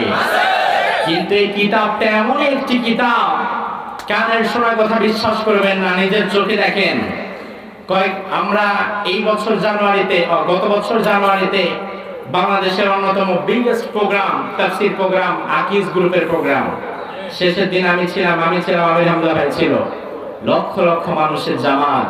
সেখানে আমি বলেছি, দেখেন এত লক্ষ লক্ষ মানুষ জমা হয়েছে, 8-10 লাখ মানুষ হয়ে গিয়েছে। এই 8-10 লাখ মানুষকে কন্ট্রোল করার জন্য 8টা-10টা পুলিশের দরকার নাই, কারণ আমাদের কন্ট্রোলের জন্য আল্লাহ তাআলা আল্লাহর কিতাব কোরআন দিয়ে দিয়েছে। কিন্তু এই কিতাব যেখানে আছে সেখানেই শান্তি, এই কিতাব যেখানে আছে সেখানেই শৃঙ্খলা থাকে, আর এই কিতাব যেখানে থাকে না সেখানেই বিশৃঙ্খলা তৈরি হয়ে যায়। ঠিক কি না? আমার ভাই, আপনারা বলবেন হুজুর আপনি বললেন সংসদে আল্লাহর কোরআন থাকা দরকার, আছে তো? আমি বলবো হ্যাঁ, সংসদে আল্লাহর কোরআন আছে, সংসদ অধিবেশনের আগে আল্লাহর কোরআন থেকে ঠিকই পড়া হয়, কিন্তু আমি থাকার কথা বলি নাই। আমি বলেছি এই কোরআন দিয়ে যেন পার্লামেন্টে আল্লাহ রাব্বুল আলামিনের আইনগুলো বাস্তবায়ন হয়। ঠিক কি না? কারণ আল্লাহ তাআলা এই কিতাব শুধু চুমু খাওয়ার জন্য দেয় নাই, আল্লাহ রাব্বুল আলামিন এই কিতাব শুধু তেলাওয়াতের জন্য দেয় নাই, আল্লাহ রাব্বুল আলামিন এই কিতাব দিয়েছেন যেন এই কিতাবের আইন দিয়ে আমরা সমাজটাকে পরিচালিত করতে পারি। ঠিক কি না? এই জন্য আমার ভাইরা, কোরআন আছে যেখানে আমরা থাকবো, এই কোরআন যেখানে নাই সেখানে আমরা থাকবো। কারণ আল্লাহ রাব্বুল আলামিনের হাবিব বলেন, আল কোরআনু হুজ্জাতুল লাকা ওয়া আলাইকা, এই কোরআন তোমার পক্ষে দাঁড়িয়ে যাবে কিয়ামতের ময়দানে, অথবা হুজ্জাতুল লাকা ওয়া আলাইকা, অথবা এই কোরআন তোমার বিপক্ষে দাঁড়িয়ে যাবে। আমরা কি কিয়ামতের ময়দানে কোরআনটাকে আমাদের পক্ষে চাই নাকি বিপক্ষে চাই? কোথায় চাই? এই যে এত রাত ধরে হাজার হাজার মানুষ বসে আছে আরামের ঘুম হারাম করে, কারো কণ্ঠ শোনার জন্য বা চেহারা দেখার জন্য না, আমাদের মনের মধ্যে আল্লাহর কোরআনের জন্য ভালোবাসা আছে না নাই? এই জন্য কোরআন যেদিকে থাকবে সেদিকে আমাদের থাকার দরকার আছে না নাই? আমাদের অনেক মানুষ মাহফিলে বসে এই মেন্টালিটি নিয়ে যে হুজুর যতক্ষণ আমার দলের মতের সাথে, আমার মতের সাথে, আমার দলের সাথে মিলিয়ে কথা বলবে ততক্ষণ আমি আছি, যখন হুজুরের কথা, কোরআনের কথা আমার দলের বাইরে যাবে তখন আর আমি নাই। আমি বলবো ভাই, তুমি তোমার মতটাকে পাল্টে নাও, কারণ তোমার মতের সাথে আল্লাহর কোরআন মিলবে না, তোমার দলের সাথে আল্লাহর কোরআন মিলবে না, বরং আল্লাহর কোরআনের সঙ্গে তোমার মত এবং তোমার দলকে মিলিয়ে নিতে হবে। ঠিক কি না? অনেক মাহফিলে গেলে আমাদেরকে মাহফিলের আগে নোটিশ দেয়া হয় যে হুজুর এগুলা বলবেন, এগুলা বলবেন না, এইগুলো বলবেন, এইগুলো বলবেন না। তো এরকম এক মাহফিল আমি গাইবান্ধায় গেলাম, গত বছরের ঘটনা। চেয়ারম্যান সাহেব নোটিশ দিল এই যে এগুলো বলবেন, এগুলো বলবেন না। নোটিশটা নেওয়ার পরে, পড়ার পরে আমি মুচড়ে এভাবে ফেলে দিলাম। আমি বললাম হাফিজ হলাম, মাওলানা হলাম, তাফসীর পড়লাম, কোরআন সুন্নাহ পড়লাম, প্রতিদিন কোরআন পড়ি, রিসার্চ করি, গবেষণা করি। আমি কি বলবো আর কি বলবো না সেটা তোমার মতো চেয়ারম্যানের কাছ থেকে আমাকে শিখতে হবে না। আরে আমি কি বলবো আর কি বলবো না সেই নোটিশ দেওয়ার তুমি কে? সেই নোটিশ তো ১,৫০০ বছর আগে কোরআন নাযিল করে আল্লাহ আমাকে দিয়ে দিয়েছে। এই জন্য কোরআনের মাহফিলে যদি কেউ বাধা দেয় তার সাথে আমরা নাই। ঠিক কিনা? কোরআন যেদিকে আছে সেদিকে আমরা আছি নাই? রাজি আছো মুসলমান? কারা কারা দিদি হাত তুলে আমার লাগে দেখা।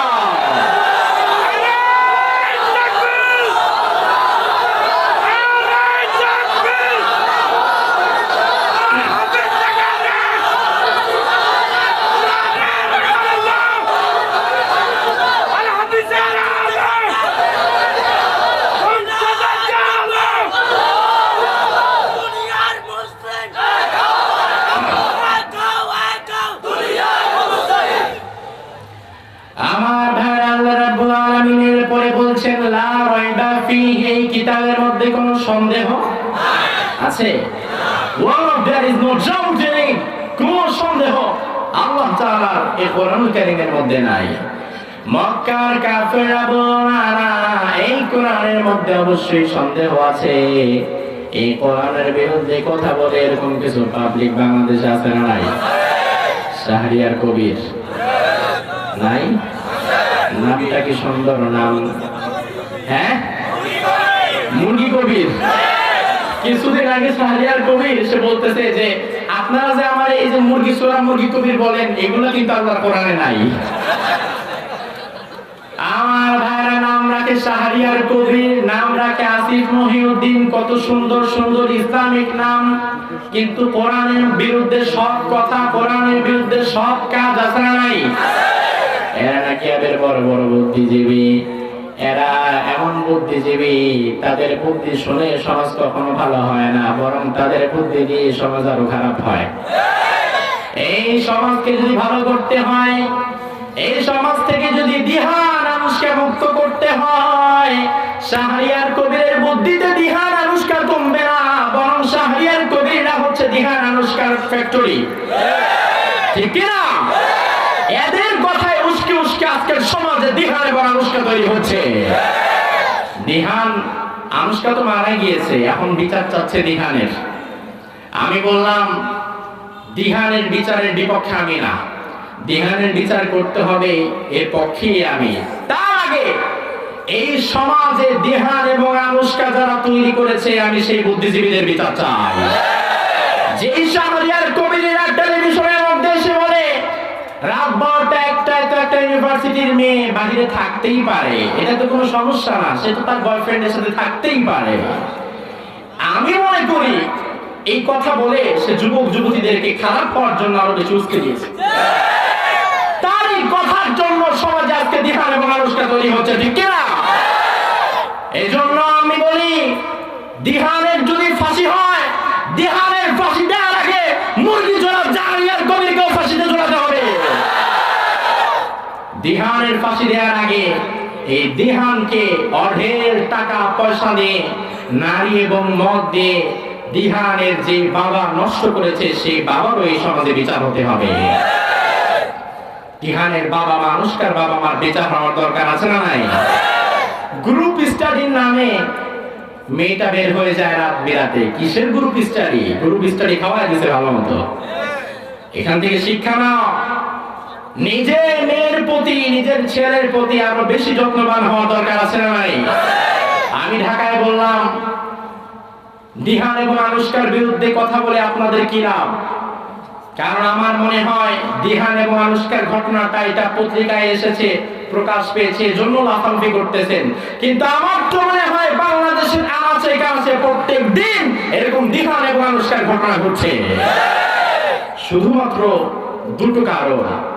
এক নাম্বার কারণ হচ্ছে বাবা মা যারা আছে, বাবা মা সন্তানের প্রতি বেখবর হয়ে যায়। সন্তানকে ভার্সিটিতে উঠিয়ে দেওয়ার পরে তারা মনে করে আমাদের দায়িত্ব শেষ, কিন্তু দায়িত্ব তো কেবল শুরু, তাকে গার্ড দিয়ে রাখতে হবে। আর সব চাইতে বড় কারণ হচ্ছে দিহান এবং আনুষ্কা তৈরি হওয়ার জন্য এই সমাজের নষ্ট শিক্ষা ব্যবস্থা। আপনি বলবেন হুজুর শিক্ষা ব্যবস্থাকে নষ্ট করলেন কেন? আমি বলবো যে শিক্ষা ব্যবস্থার মধ্যে আল্লাহর কোরআন নাই, যে কোরআন থেকে আমরা কথা বলি, যে কোরআনের জন্য আমরা জীবন দেই, এই কোরআন যে শিক্ষা ব্যবস্থায় নাই, ওই শিক্ষা ব্যবস্থা কোনোদিন ভালো শিক্ষা ব্যবস্থা হতে পারে না। শিক্ষা ব্যবস্থায় সব রেখেছো, কিন্তু আল্লাহর কোরআন নাই, এগুলো মানুষ না অমানুষ তৈরি হয়ে যাবে, ঠিক কি না? উচ্চ শিক্ষিত হবে বাট সুশিক্ষিত হবে না। উচ্চ শিক্ষিত আর সুশিক্ষিত দুটো কিন্তু এক জিনিস, এক জিনিস। আমার ভাইরা, আমি গত বছর ইন্ডিয়াতে গেলাম মাহফিল করার জন্য। দক্ষিণ দিনাজপুরে আমার মাহফিল। কলকাতা এয়ারপোর্ট থেকে মাহফিল কমিটি আমাকে গাড়ি করে রিসিভ করে নিয়ে যাচ্ছে। এমন সময় দুপুর বেলায় খাবারের বিরতি দেওয়ার জন্য একটা রেস্টুরেন্টের পাশে গাড়িটা থামালাম। কমিটি আমারে বলে, হুজুর ওটা কি দেখেছেন? রেস্টুরেন্টের পাশেই বিরাট একটা জায়গা। আমি বললাম কি? কমিটি বলে, হুজুর উপরের দিকে তাকান। ওপরের দিকে তাকালাম, সেখানে লেখা দেখি ওল্ড ম্যান হাউস, তার মানে হচ্ছে বৃদ্ধাশ্রম। বৃদ্ধাশ্রমের নাম শুনেছেন? বুড়া বুড়ি এতিমখানা। বুড়া বুড়িকে শেষ বয়সে কিছু কুলাঙ্গার সন্তান নামক শয়তান ওখানে রেখে যায়। আমি বললাম যে আমাদের দেশেও বৃদ্ধাশ্রম আছে, বাট আমার খুব একটা ঘুরে দেখার সৌভাগ্য হয়নি। আমি তো ইন্ডিয়াতে আর কয়েকদিন পর পরেই আসবো না। আপনাদের যদি সময় থাকে তাহলে আমাকে যদি 2 মিনিট একটু ঘুরিয়ে দেখাতেন। কমিটি কোন হুজুর আসেন? তারা আমাকে ওল্ড ম্যান হাউস নিয়ে গেল তার ভেতরে। কারণ আমি কোথাও গেলে ইনসাইড আউটসাইড একটু এজন্য ঘুরে দেখতে যাই, কারণ প্রত্যেকটা জিনিসের পেছনে শিক্ষণীয় কোনো না কোনো দিক আছে না নাই? আমি গেলাম ভেতরে, দেখলাম সব মুরব্বী, বুড়ো বুড়ি।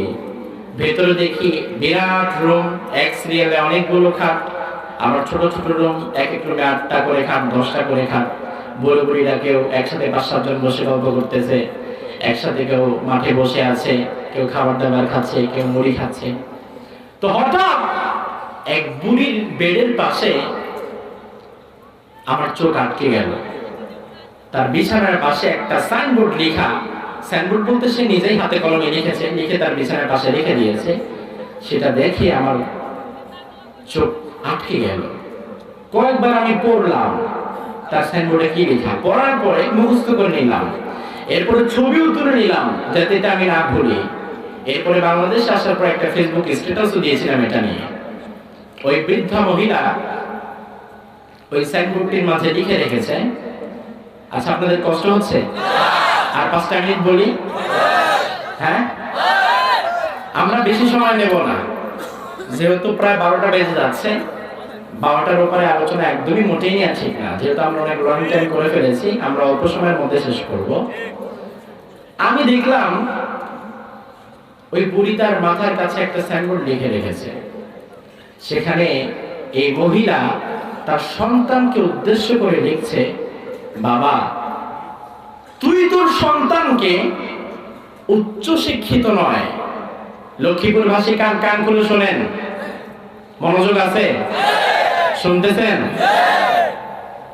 ওই মহিলা লিখে রেখেছে, বাবা তুই তোর সন্তানকে উচ্চ শিক্ষিত নয়, সুশিক্ষিত বানাস, নয়তো আজ থেকে 20 বছর পরে আমার পাশের বেডে হয়তো তোর জায়গা হবে। বুঝেন নাই কথাটা? খুব গভীর কিন্তু কথা। মহিলা বুঝিয়েছে, বাবা তোকে আমি অক্সফোর্ডে পড়ালেখা করিয়েছি, হার্ভার্ডে পড়ালেখা করিয়েছি, অনেক উচ্চ শিক্ষিত, অনেক বড় বড় সার্টিফিকেট তোকে আমি অ্যারেঞ্জ করে দিয়েছি। এত সব দেওয়ার পরে আজকে কোটি কোটি টাকার মালিক, বাড়ি গাড়ি দামি ফ্ল্যাটের মালিক, কিন্তু তোর ওখানে আমি তোর বৃদ্ধা মা, আমার জায়গা হয়নি। কারণ আমার ব্যর্থতা, আমি তো উচ্চ শিক্ষিত বানিয়েছি, সুশিক্ষিত বানাতে পারিনি। তুইও যদি একই ভুল করিস, তোর সন্তানকে যদি উচ্চ শিক্ষিত বানাস, সুশিক্ষিত না বানাস, তাহলে 20 বছর পর তুই যখন বুড়ো হবি, তোর সন্তান ঘাড়ে ধরে তোরেও বৃদ্ধাশ্রমে রেখে দিয়ে আসবে। আমার ভাইরা, বাংলাদেশের বৃদ্ধাশ্রমগুলিতে খবর নেন। বাংলাদেশের বৃদ্ধাশ্রমগুলিতে যে আপনি যান, সেখানে গিয়ে দেখবেন এই বৃদ্ধাশ্রমগুলির মধ্যে কোনো হাফেজের বাবা নাই, কোনো আলেমের বাবা নাই। মসজিদের ইমাম সাহেবের বেতন 10,000 টাকা, তাও আবার 3 মাস বাকি। মুয়াজ্জিনের বেতন 6,000 টাকা, 6 মাস বাকি। এরকমের কিছু মজদুর মুয়াজ্জিন আছে না নাই? এই সমাজ যতদিন ইমাম, খতিব, মুয়াজ্জিন আরে মোহাম্মদের দাম দিতে জানবে না, ততদিন পর্যন্ত এই সমাজটাও সুন্দর হবে না। এ দেখা যায় ইমামের বেতন 10,000, মুয়াজ্জিনের বেতন 6,000। তবুও বেচারা মুয়াজ্জিন ঘরের মধ্যে তার ছেলে, তার মেয়ে, তার স্ত্রী, এরপরে তার মা বাবা সবাইকে নিয়ে ছোট্ট একটা ঘরের মধ্যে বসবাস করে। 6,000 টাকা বেতন, কিন্তু যেভাবেই হোক মা বাবারে কিন্তু সে পালায় না।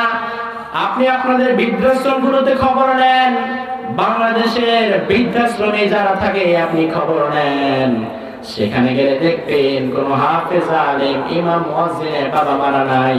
সেখানে আছে বড় বড় ডাক্তার, ইঞ্জিনিয়ার এবং অফিসারের বাবা মা। ঠিকই না? যাদের বেতন মাসে 5 লাখ তাদের বাবা মাই যায় বৃদ্ধাশ্রমে, যার বেতন 5,000 তার বাবা মাই থাকে বাড়িতে, ঠিক না? এই জন্য আমার ভাইরা, সন্তানকে উচ্চ শিক্ষিত নয়, সন্তানকে বানাতে হবে সুশিক্ষিত। কি শিক্ষিত? কি শিক্ষিত? সন্তানকে যদি সুশিক্ষিত না বানান তাহলে বৃদ্ধাশ্রম আপনার কপালে আছে না নাই? Old man house is waiting for you, এটা আপনার জন্য ওয়েট করছে। এজন্য সন্তানকে একটি কিতাবের শিক্ষা দিতে হবে, সেই কিতাবের নাম কি? আল্লাহ বলে এই কিতাবের মধ্যে কোনো সন্দেহ নাই, সন্দেহের কোনো অবকাশ নাই। মক্কার কাফেররা বলল না, এই কিতাবের মধ্যে সন্দেহ আছে। লক্ষ্মীপুরবাসী কি বলে? আছে আছে। আল্লাহ চ্যালেঞ্জ করলেন, সন্দেহ থাকলে একটা কোরআনের মতো কিতাব বানিয়ে নিয়ে আসো। আল্লাহ বললেন ফাইল্লাম তাতু বিসূরাতিন মিন মিথলি, এই কোরআনের মতো ছোট্ট একটা সূরা বানিয়ে নিয়ে আসো। কাফেররা অনেকবার চেষ্টা করার পরেও ব্যর্থ হয়েছে। আজকের যুগে আবার কেউ যদি কোরআনের মতো একটা কোরআন বানাতে চায় তাহলে পারবে না। এই যে চায়না, বছর খানেক আগে নিউজ প্রকাশ হয়েছিল, চায়নারা নাকি নতুন করে কোরআন ছাপাতে চেয়েছিল, কিন্তু কোরআন ছাপাবার আগে করোনা দিয়ে গোটা বিশ্বকে আল্লাহ স্টপ করে দিয়েছেন, ঠিক না? এই করোনার একটা ঢেউ বাংলাদেশেও আসরা নাই। এই যে 2020 সাল চলে গেল, 2020 সালের মতো এরকম বছর আমাদের জীবনে আর ঘটে নাই। ঘটছে? আমরা তো ছোট মানুষ, যারা মুরব্বী তারা বলেন না, এরকম লকডাউন জীবনে চোখে দেখেছেন? কখনো ভেবেছেন গোটা বিশ্ব স্তব্ধ হয়ে যাবে? কিন্তু আল্লাহ বলে, গোলাম আমার পাওয়ারটা দেখ। তোরা তো বলিস সকল ক্ষমতার মালিক জনগণ, জাস্ট ওয়েট, আমার পাওয়ারটা দেখ। আমি আল্লাহ এমন ক্ষমতাবান, মুহূর্তের মধ্যেই গোটা বিশ্বের চাকাকে আমি আল্লাহ স্টপ করে দিলাম। এখন বিমান ওড়ে না, ট্রেন চলে না, গাড়ি চলে না, দোকানপাট খোলে না, সব কেমন যেন স্থবির হয়ে আছে। ওই আল্লাহ কি চাইলে আবারও আমাদের মধ্যে এই দ্বিতীয় দফা লকডাউন চালু করতে পারে না? আবারও আবার পূর্বের চাইতে ভয়ঙ্কর করোনা দিতে পারে না? করোনা যখন এসেছিল, সারা দুনিয়ার সব বিজ্ঞানীরা সব গবেষণা ফালায়া শুধুমাত্র একটাই ধান্দা, কেমনে করোনার মেডিসিন বানানো যায়, কেমনে করোনা থেকে বাঁচার জন্য করোনার ভ্যাকসিন বানানো যায়, সবার সেটার জন্য উঠে পড়ে লেগেছে। মাসখানেক আগে আমার মাহফিল ছিল যশোরে যেই লোকের বাড়িতে আমি থাকলাম, ওই লোক হচ্ছে চায়না ইউনিভার্সিটির একজন প্রফেসর। যশোরে তার বাড়ি, কিন্তু চায়না ইউনিভার্সিটি অর্থাৎ বিশ্বের যে বড় বড় ইউনিভার্সিটি আছে এর মধ্যে চায়না ইউনিভার্সিটি একটা, তিনি ওখানকার প্রফেসর। তিনি আমাকে বললেন, হুজুর আমি জানুয়ারিতে বাংলাদেশে আসলাম ছুটি কাটাবার জন্য, আমি চায়নাতেই থাকি, এসে লকডাউনে আটকা পড়ে গেলাম, এখন অনলাইনে ক্লাস করি। তিনি আমাকে বললেন, হুজুর যখন প্রথম করোনা প্রকাশ পাওয়ার পরে চায়নার গভর্নমেন্ট তাদের বিজ্ঞানীদেরকে অন্যান্য সকল সাইটকে একটু পেন্ডিং রেখে শুধুমাত্র কি করে করোনার ভ্যাকসিন বানানো যায় সেই দিকে মনোনিবেশ করতে বলল। আমেরিকা চাইলো করোনার ভ্যাকসিন বানিয়ে বিশ্ববাজারটা সবার আগে আমরা দখল করব। রাশিয়া চাইলো না, করোনার ভ্যাকসিন বানিয়ে সবার আগে বিশ্ববাজারটা আমরা দখল করব। জাপান চাইলো না, করোনার ভ্যাকসিন বানিয়ে সবার আগে বিশ্ববাজার আমরা দখল করব। সব দেশের বিজ্ঞানীরা 8 মাস 10 মাস কষ্ট করে অবশেষে তাদের মুখে খই ফুটলো। তারা বললো যে আমরা করোনার ভ্যাকসিন বানিয়েছি, এখন শুধু বাজারে ছাড়বো।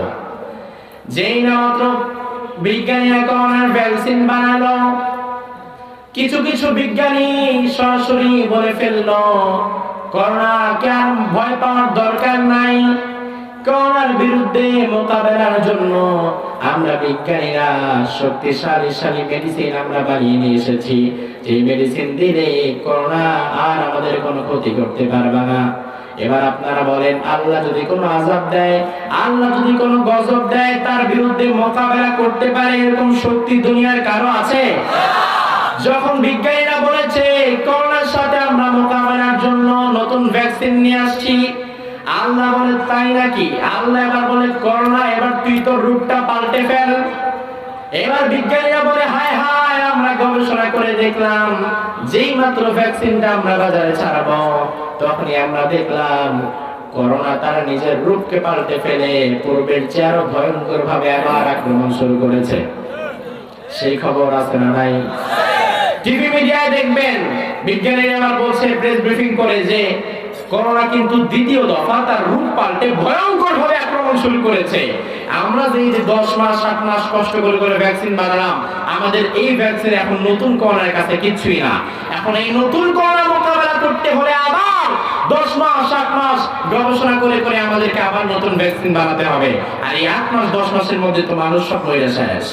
এই জন্য আমি বলি, এই জাতির বাঁচার জন্য রাশিয়ার ভ্যাকসিন না, আমেরিকার ভ্যাকসিন না, চায়নার ভ্যাকসিন না, এই জাতির বাঁচার জন্য দরকার আল্লাহর রহমতের ভ্যাকসিন। আল্লাহর রহমতের ভ্যাকসিন ছাড়া আমরা কেউ বাঁচতে পারবো? আল্লাহ সুবহানাহু ওয়া তাআলা তার রহমত দিয়ে আমাদেরকে মালামাল করে দিক, বলেন আমিন। আল্লাহ সুবহানাহু ওয়া তাআলা এই মাহফিলটাকে জান্নাতের বাগান হিসাবে কবুল করুক, বলেন আমিন। আগামীতে মাহফিল করলে সময়টাকে আরো এগিয়ে আনবেন, যেন 12টার বাইরে 1 মিনিটও না যায়। অনেক কথা বলার ছিল, কিন্তু আজকে আর বলা যাবে না, যেহেতু 12টা ওভার হয়ে গিয়েছে। এত রাত পর্যন্ত কথা বলা এটা মানুষের জন্য ক্ষতিকর, ন্যাচারালি ফজরটা মিস হয়ে যাবে। আজকের মতো শেষ করছি। আসসালামু আলাইকুম ওয়া রাহমাতুল্লাহি ওয়া বারাকাতুহু। আমরা ছোট্ট একটা মোনাজাত দিয়ে একসঙ্গে বিদায় নিব। এতক্ষণ যেহেতু কষ্ট করে বসে থাকতে পেরেছিলেন, আর 2টা মিনিট বসে থাকেন, আমরা একটি মোনাজাত দিয়ে একসঙ্গে বিদায় নিব।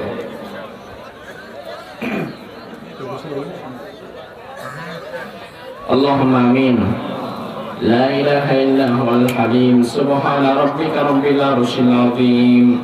اللهم لا مانع لما أعطيت ولا معطي لما منعت ولا ينفع ذا الجد منك الجد.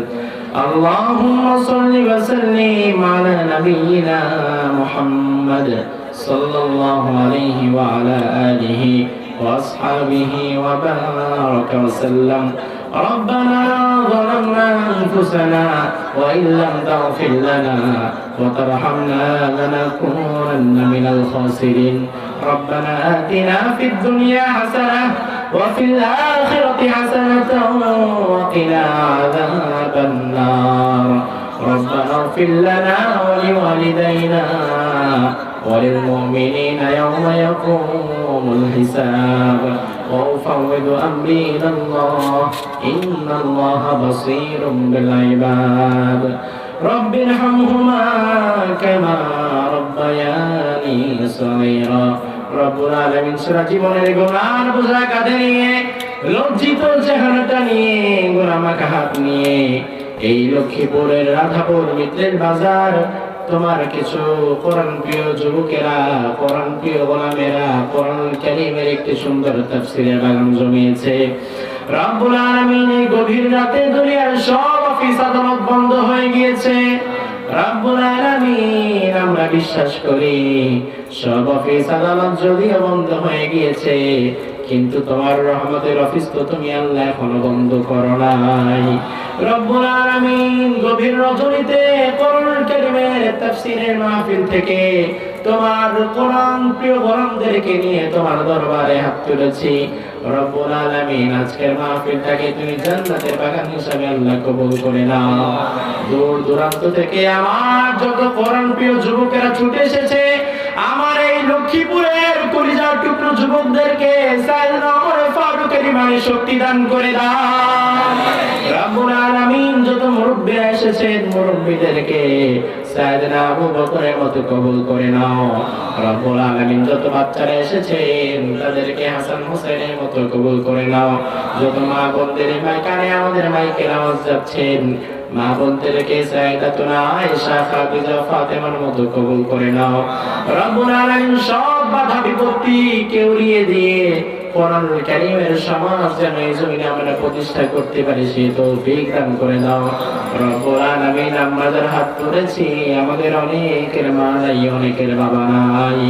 রব্বুল আলামিন পিতামাতা এমন নিয়ামত দুনিয়াতে যার নাই, সে ছাড়া কিন্তু কেউ বুঝে না। রব্বুল আলামিন এই পিতা মাতা যাদের দুনিয়ায় নাই, চিরজনমের মতো বিদায় হয়ে গিয়েছে, পিতা মাতার কবরটাকে তুমি আল্লাহ জান্নাতের বাগান বানিয়ে দাও। রব্বুল আলামিন সন্তানের বাবা যারা আমার সঙ্গে হাত তুলেছেন, আমাদের সন্তানদের